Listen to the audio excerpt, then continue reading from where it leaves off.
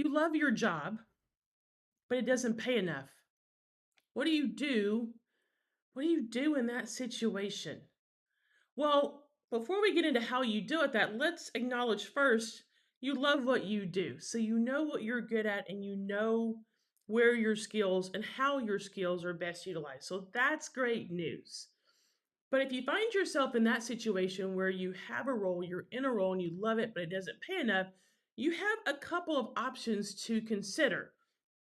First, grab a pen and paper, by the way. You're going to want to write these down or come back and watch this on replay. First, if you're in the situation where you love your job but it doesn't pay enough, the first thing you need to do is assess the current situation. What do I mean by that? First, how do you know you're not being paid enough? Did you know you were not being paid enough when you took the role?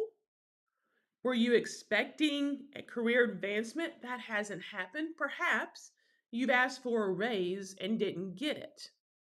So, in assessing the current situation, is the first thing to do. How did you get to the situation where you know you're not being paid enough? The other piece of that assessment is, do you have data? Do you have a business case that backs up for your skill set and what you're doing? You're not being paid enough. So that's kind of the first thing you've got to do is an assessment, current state. Where are you? How did you get here? If you've asked for that raise and you haven't gotten it, that may be a telling indicator for kind of your second option, which is it time for you to switch jobs? Is it time for you to make a pivot to something else? Now, this second piece is the hardest piece because making a pivot, a shift, looking for a new job is not always easy. It's not always easy. But if you've decided, one, you've asked for the raise, you didn't get it. Two, yes, you know you're underpaid. Three, you don't believe, based on current circumstances, you're going to be able to close that pay gap in your current role, then yes. Step two is to start looking for additional career opportunities. However, my friends, two words of caution here, and this is really why I wanted to do this video for you today, is because so many of you who come to me for help and coaching and have questions, you automatically just jump right into the job search. Time out. Can't just jump into the job search. Because, first of all, again, good news, you know what you love to do. So you're looking for a role that allows you to utilize your skill set. That's fantastic clarity. Hang on to that. You know the role you want, you know the skills you want to continue to use, you know what you love to do. That's good news. The word of caution here is that your skill set may not be enough for that next role. It's why I have a training on our Career GPS website that talks about exactly how you need to approach that value proposition that goes along with your skill set. Here's what I mean by that. Check out the free training here on the workshop, that free workshop training here on the website. But here's what I mean by value proposition. Somebody else may have your skill set. You have your skill set.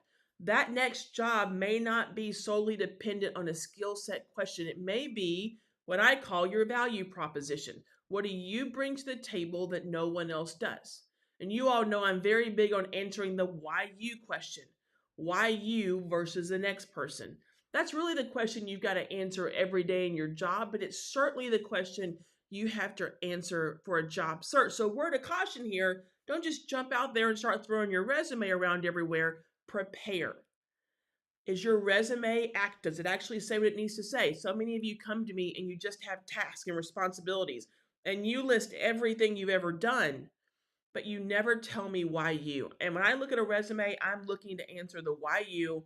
What do you bring to the table that no one else does? What separates you from other candidates? So before you jump into that job search, my friends, the word of caution here is to take a step back and analyze, in addition to the skill sets, what else do you need to be ready to articulate? And yes, David is here this morning and he says it well. Don't be a commodity. You've got to make sure that you can articulate what you bring to the table that no one else does. So if you've gone through that assessment, just to recap, and you've decided, yes, it's time for a pivot, then okay. But that pivot needs to have some thought, planning, preparation behind it before you start sending resumes out there to make sure you're articulating your value in addition to your skill set and your accomplishments. Again, The 4-part framework that I teach is in this free training on the website. Check it out. But you got to make sure you're ready to be able to articulate. You know, you love what you do, but you've got to now take that skill set up a notch to be able to articulate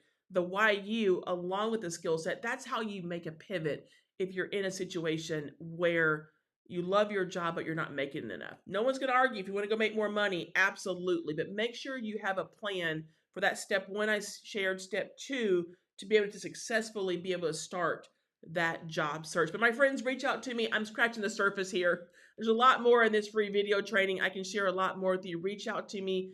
But if you're in a situation where you love your job, but you're not making enough money, you have some options and choices, but be thoughtful about them before you pursue them. I'll see you in the next training.